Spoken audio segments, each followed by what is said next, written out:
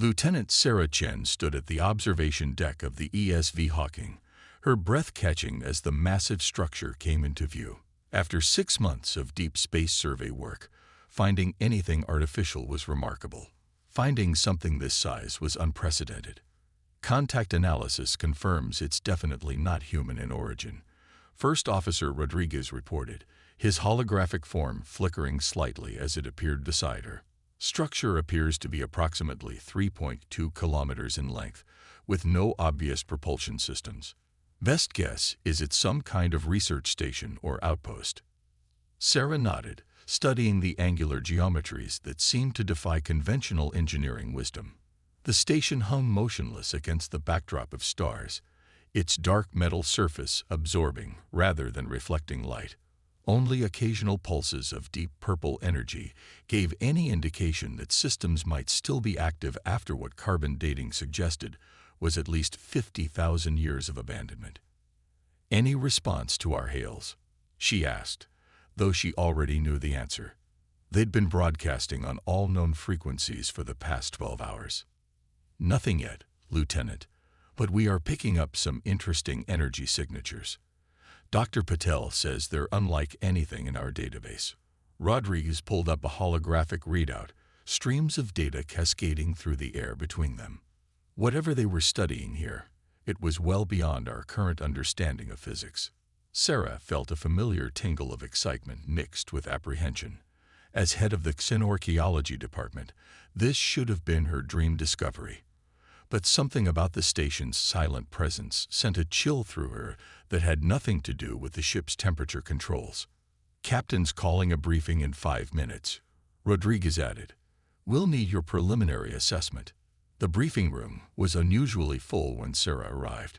Captain Hayes sat at the head of the table, her weathered face illuminated by the holographic display of the station floating above them. Along with the usual senior staff, Sarah noticed several security officers she rarely saw outside of their duty stations.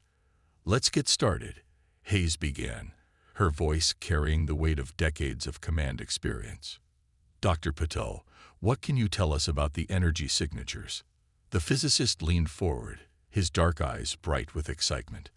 "They're extraordinary, Captain. The patterns suggest technology operating on principles we've barely begun to theorize about.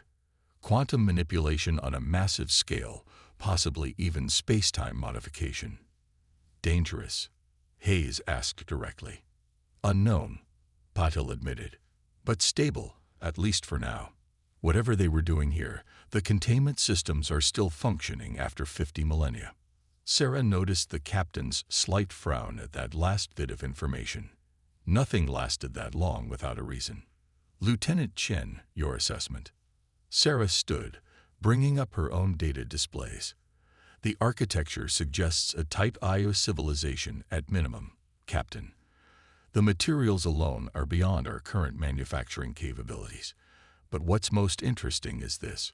She highlighted a section of the station's outer hull.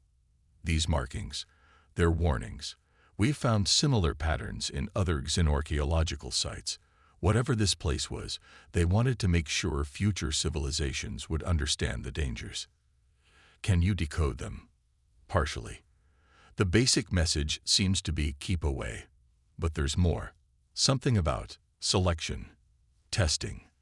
The linguistic patterns are complex." Hayes nodded slowly, then turned to Security Chief Vasquez. "Your team's assessment." "The station appears to have multiple airlocks and docking ports compatible with our shuttle systems, Captain. No obvious defensive systems, though with technology this advanced, we might not recognize them. I recommend a small initial boarding party, full containment protocols." The room fell silent as Captain Hayes considered their reports. Sarah could almost see the calculations running behind her eyes. Risk versus reward, duty versus safety, the weight of first contact protocols against the potential knowledge to be gained. "We're the first humans to encounter this facility," Hayes finally said. "But I don't think we're the first species to find it since its abandonment. Look at these patterns of damage around the docking ports. Someone else has been here, probably multiple someones, and none of them seem to have stuck around to tell the tale." Sarah felt that chill again, stronger now. The captain was right. There were signs of previous expeditions, but where were they now? And why had they left in such a hurry? "We have two choices," Hayes continued. "We can mark this location, report it to Earth Command, and wait for a dedicated research vessel to arrive in 8 to 10 months. Or we can follow first contact protocols and investigate ourselves, understanding that we'll be doing so with limited resources and no backup." The choice hung in the air like a physical presence. Sarah knew what regulations suggested: document and wait. But she also knew that humanity had gotten where it was by taking calculated risks, by reaching into the unknown when logic suggested retreat. "Permission to speak freely, Captain?" Sarah asked. Hayes nodded. Those warnings were left for a reason, but they were also left with the assumption that someone would eventually be ready to handle whatever's inside. The fact that we can even detect and partially decode them suggests we might be at that stage. If we walk away now, we might be missing exactly the opportunity these builders were waiting for. The captain's expression remained neutral, but Sarah caught the slight nod of approval. Anyone disagree with Dr. Chen's assessment? The room remained silent. "Very well. Chief Vasquez, assemble your boarding team. Dr. Chen, Dr. Patel, you'll be going with them. First contact protocols are in effect as of now." Hayes stood, her expression grave. "Whatever we find in there, humanity's going to face it together." Dismissed. As the crew dispersed to prepare, Sarah lingered for a moment, studying the holographic station. Somewhere in that massive structure were answers to questions humanity hadn't even known to ask, and perhaps, she thought, challenges they had only just become ready to face. The airlock cycling sequence seemed to take forever as Sarah checked her suit seals one final time.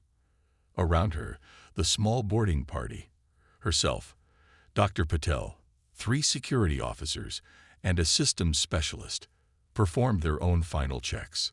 Their shuttle had docked successfully with one of the station's external ports, and soon they would be the first humans to step foot inside.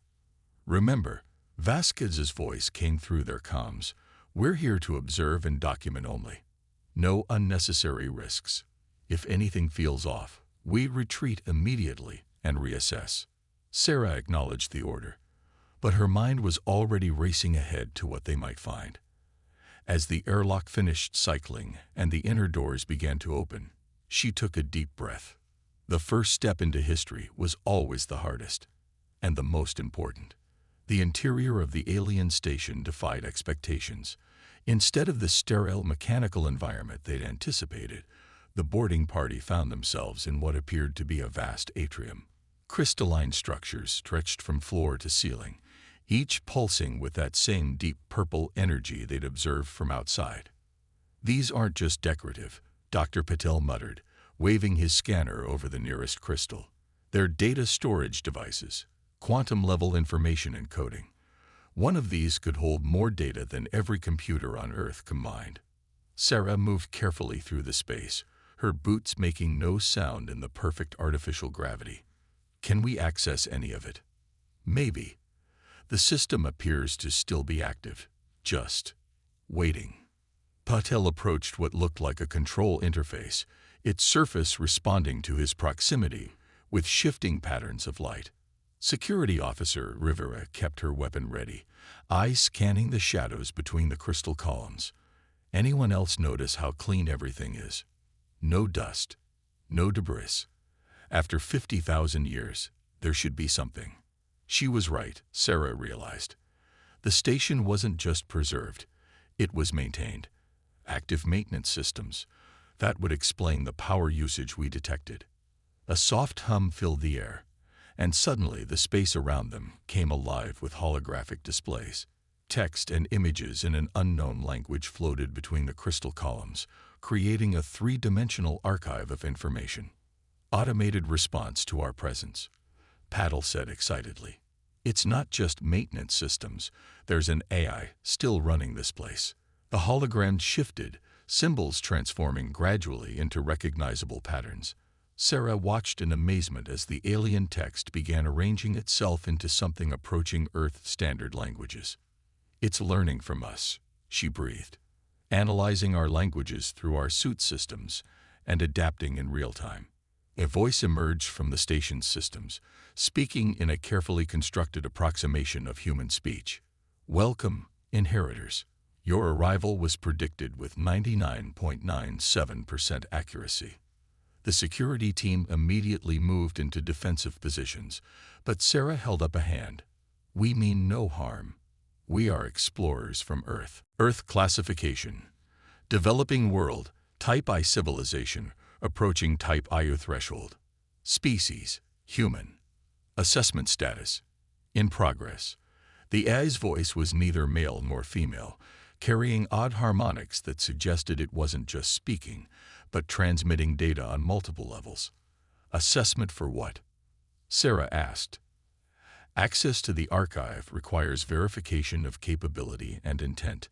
Previous species, 47,322 attempts, 47,322 failures. The number hit Sarah like a physical blow. Over 47,000 other expeditions had found this place, and none had succeeded at whatever test it presented.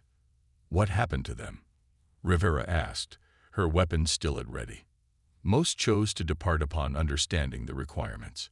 Those who proceeded despite warnings achieved various stages of failure. No casualties were permitted. Station defense systems ensured their safe removal. Dr. Patel had been quiet, studying the data streams surrounding them. "Captain," he said over their comm link to the Hawking, "these energy readings, they're similar to theoretical models for quantum consciousness transfer. I think this whole station might be some kind of backup system." "Correct," the AI confirmed. "The archive contains the complete biological, technological, and cultural data of the predecessor civilization. Access to this data requires proof of sufficient advancement and ethical development." Sarah's mind raced with the implications.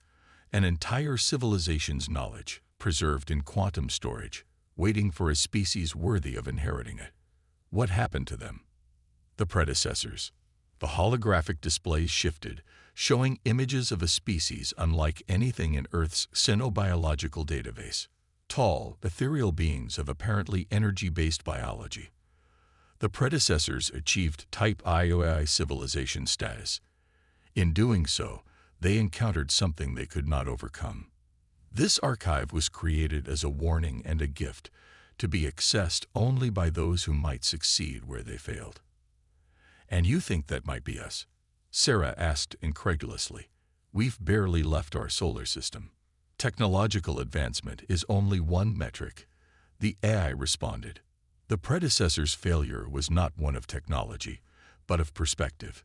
Your species possesses certain, unique characteristics that suggest potential success where others failed." Captain Hayes' voice came through their comms. "What exactly are you testing us for?" The AI's response was immediate. The capacity to face extinction-level threat without surrendering essential nature. Previous species demonstrated either insufficient resilience or excessive aggression. Balance is required. The holographic displays shifted again, showing images that made Sarah's breath catch. Vast structures in space, torn apart by forces she couldn't comprehend. Entire solar systems transformed into unrecognizable configurations, and through it all, evidence of a conflict or challenge that had brought down a civilization capable of reshaping galaxies. "If we pass your assessment," Sarah said slowly, "you'll share information about what destroyed the predecessors." "Correct. But failure to properly utilize this information would result in your species facing the same fate. Are you prepared to accept this responsibility?" Before anyone could respond, alarms began blaring throughout the station. The purple energy pulses in the crystals accelerated, and new holographic warnings appeared around them. "Warning," the AI announced, its harmonics shifting to transmit urgency. "Containment systems experiencing cascade failure in Sector 7. Previous damage from failed attempt 47,322 has compromised critical systems. Time to containment breach. 4 hours, 17 minutes. What's in Sector 7? Rivera demanded. Research materials related to the extinction-level threat. If containment fails, this sector of space will become uninhabitable for approximately 50,000 years. Sarah looked at her team, then at the wealth of knowledge surrounding them. Everything humanity had dreamed of knowing was here, along with a threat that had destroyed beings far more advanced than themselves. "Captain," she said over the comm, "I think our assessment just became a practical exam." The crystal archives pulsed faster, as if responding to her understanding. They had 4 hours to prove humanity worthy of survival, or ensure that no one else would face this test for another 50 millennia. The real question was, which would be the greater responsibility? Sector 7 is 3 levels down. The AI's voice guided them through the crystalline corridors. Caution advised. Containment degradation has induced spatial distortions in surrounding areas. Sarah felt it as they descended, subtle at first, then increasingly noticeable.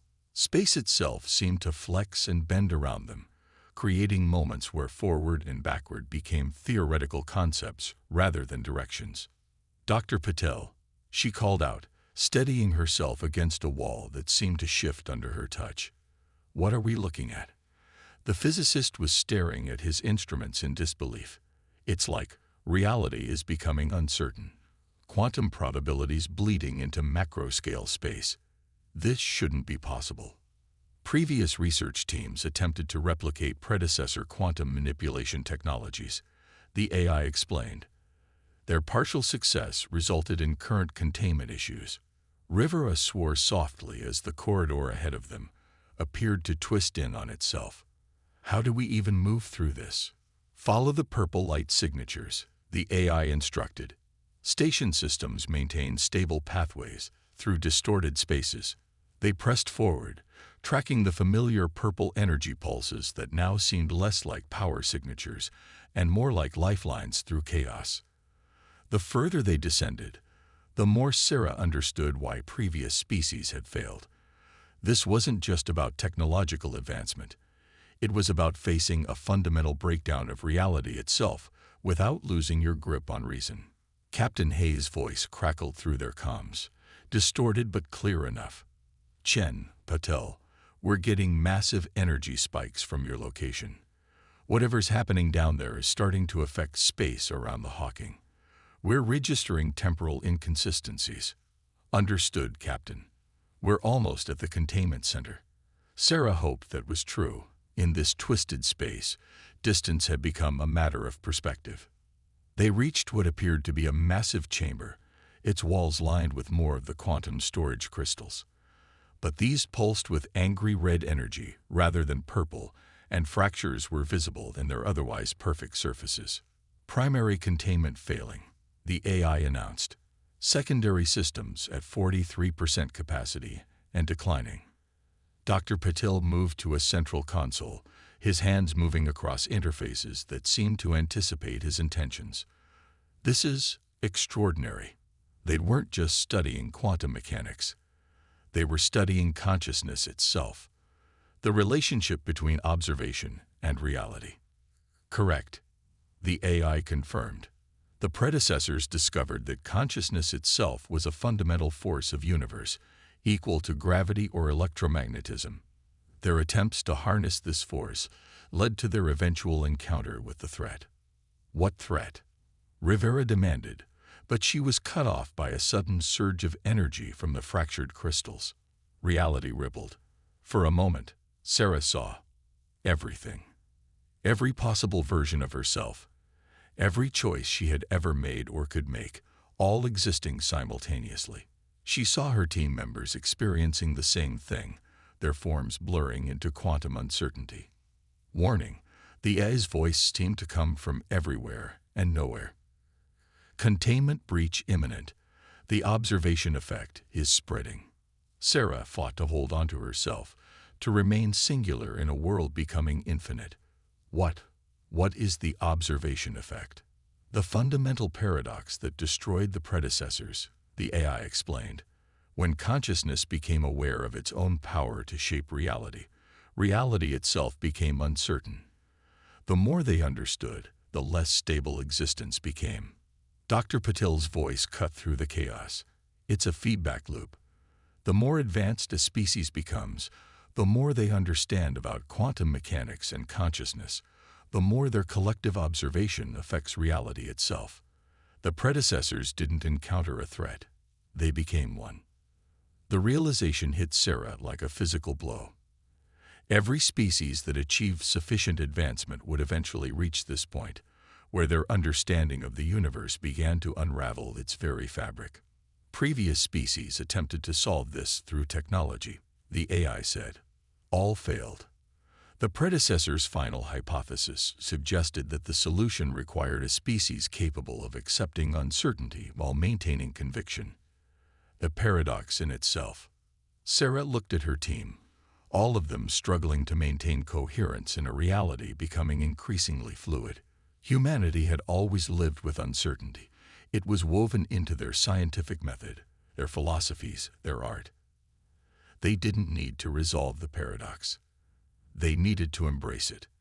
"Captain," she called out, hoping the comms still worked across the quantum distortions. "I think I understand why we're here. Why humans might succeed where others failed." "Explain quickly," Lieutenant Hayes responded. "We're picking up reality distortions halfway to Earth." "We're not here to solve the problem," Sarah said, reaching for the main control interface. "We're here to accept it.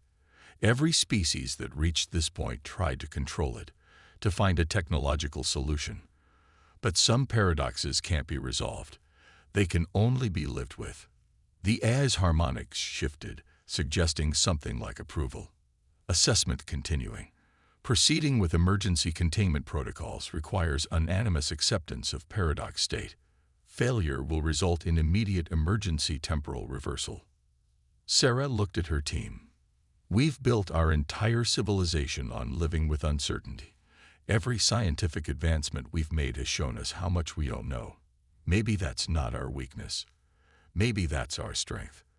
Dr. Patel nodded slowly, his form stabilizing as he accepted the idea. Quantum uncertainty is a feature, not a bug. The ability to hold contradictory ideas without breaking. "I vote we try," Rivera said, her weapon finally lowered. "Better than letting reality tear itself apart." One by one, the team signaled their agreement. As they did, the angry red pulses in the crystals began to slow, matching their collective acceptance of the uncertain state. "Initiating human consciousness containment protocol," the AI announced. "Warning, this procedure has never been attempted. Success probability unknown." Sarah allowed herself a small smile at that. Unknown probabilities were, after all, humanity's specialty. "Begin," she ordered. The chamber erupted with light, and reality held its breath. The light faded, but reality remained. Different. Not broken, not fixed, but existing in a state that seemed to acknowledge both possibilities simultaneously. Sarah could feel the change in her consciousness. An awareness of quantum uncertainty that should have driven her mad, but instead felt almost natural. "Containment protocol stabilizing," the AI announced. "Human consciousness integration successful. Paradox state achieving equilibrium." Dr. Patel was laughing, a sound of pure wonder. "We're doing it. We're actually doing it. We're holding the paradox in our minds without trying to resolve it." "Explain what's happening," Captain Hayes demanded over the comms. The signal was clearer now, as if their acceptance of uncertainty had somehow stabilized communications through the quantum distortions. "We're becoming the containment system," Sarah replied, watching the energy patterns in the crystals synchronize with their brainwaves. "Instead of trying to control or eliminate quantum uncertainty, we're accepting it, living with it, making it part of us." Previous attempts focused on technological isolation of quantum effects. The AI explained. Human approach suggests alternative. Conscious integration of uncertainty principle. Station systems adapting to new paradigm. Rivera moved carefully through the chamber, her form sometimes blurring at the edges, but remaining fundamentally stable. So this is what got the predecessors. They couldn't handle not being able to control everything. Correct. Advanced civilizations typically develop along paths of increasing control over natural forces. The discovery that consciousness itself affects reality created an irreconcilable paradox. The more they tried to control it, the more reality destabilized.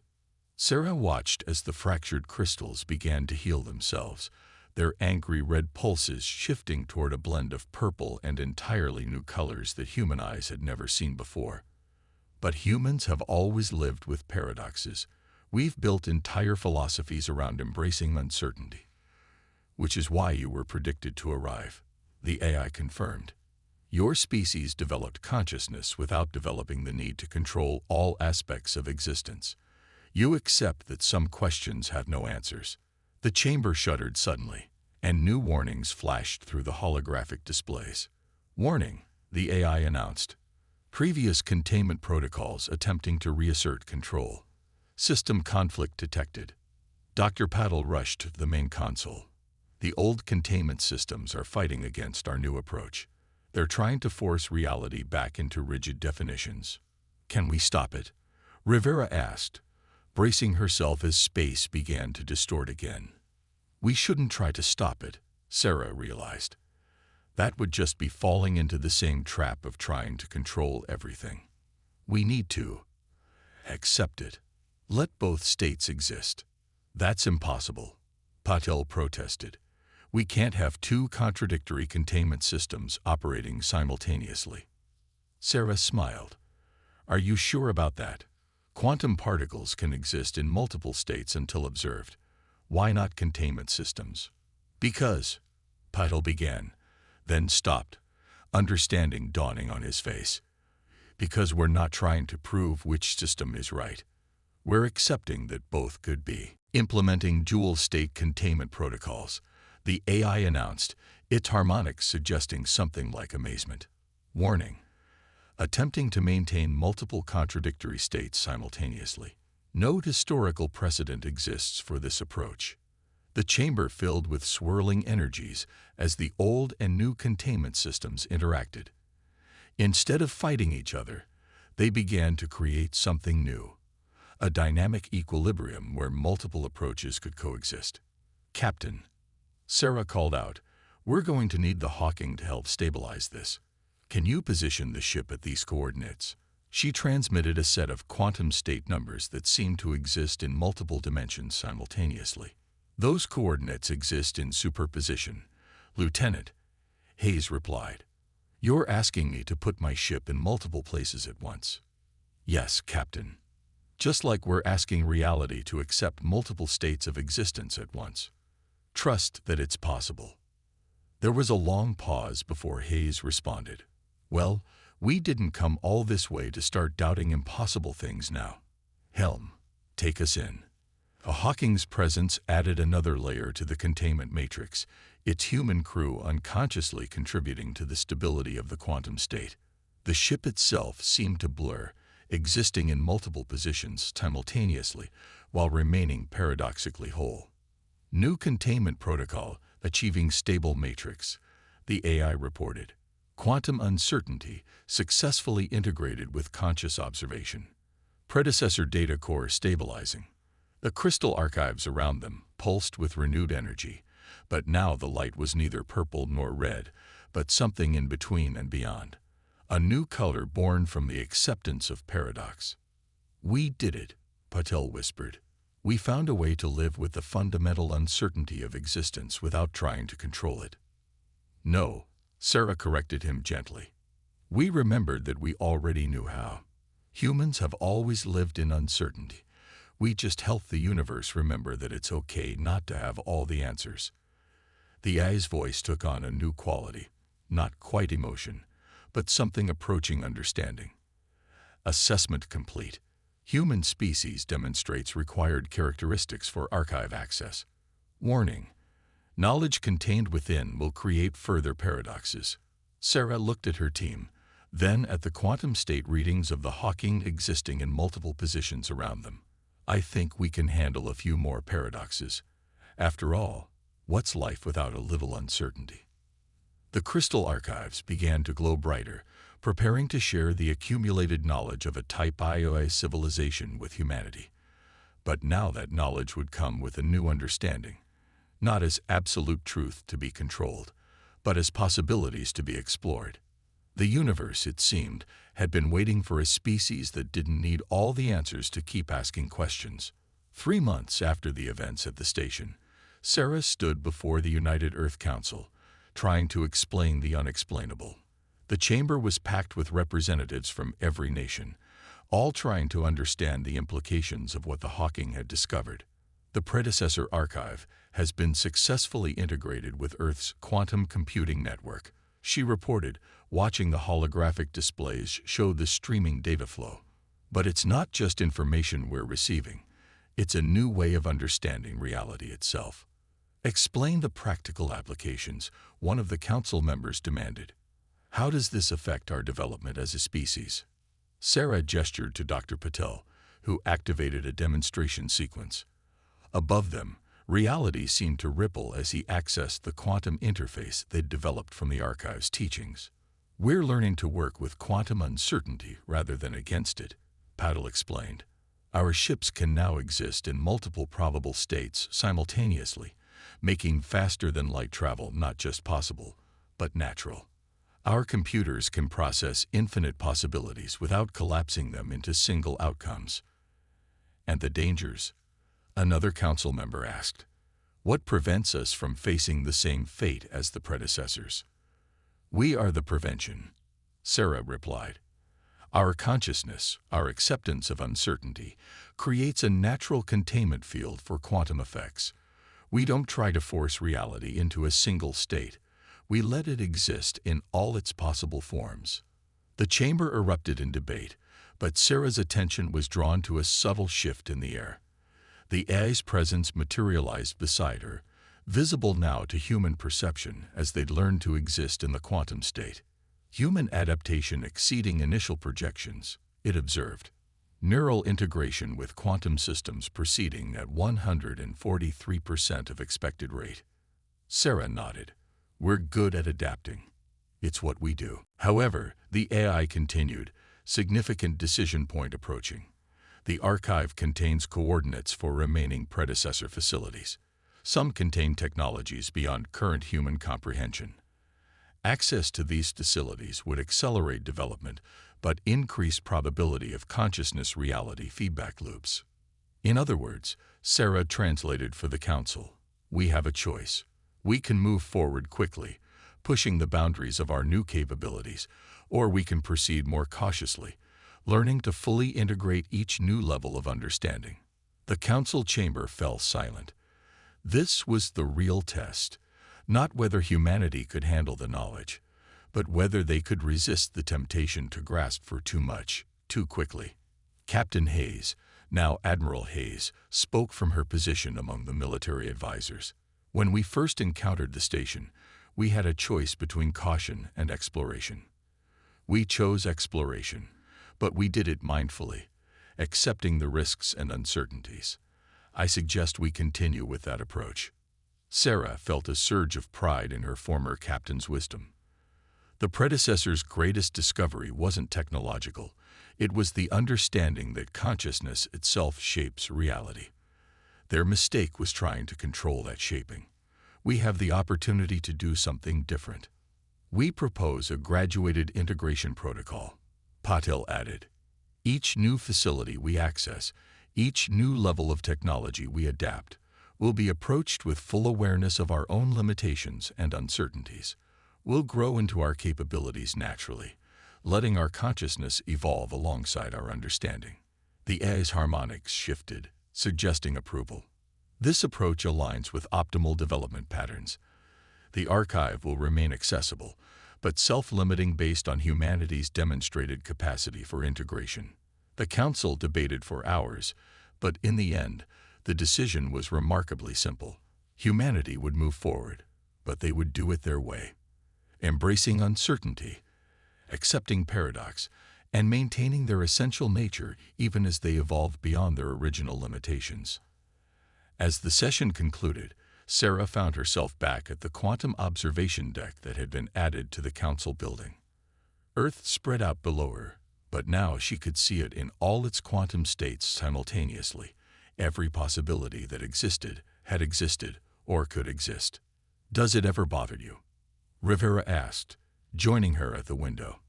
The security officer had become one of the first quantum integration trainers, helping others learn to exist comfortably in the new reality, knowing that everything we see could be something else entirely. Sarah smiled. That's the beauty of it. Everything we see is everything it could be, all at once. We just had to learn to stop trying to pin it down to a single truth. The AI manifested between them, its presence now a familiar part of human society. Query: having accessed the archive and begun integration, does humanity intend to continue the search for absolute understanding of reality? Sarah watched the quantum states shift and flow around Earth, each possibility beautiful in its own way. I think we've learned that the search itself is more important than finding absolute answers. We'll keep exploring, keep questioning, keep pushing boundaries. But now we know we don't have to resolve every paradox to appreciate its beauty. Assessment: the AI announced, humanity's approach to cosmic uncertainty, unique in known space-time. Recommendation: continue current development path. Note: the universe has been waiting for a species that could teach it to embrace its own uncertainties. As if in response, the quantum fields around Earth pulsed with new possibilities, each one a potential future waiting to be explored. Humanity had faced the ultimate test of consciousness,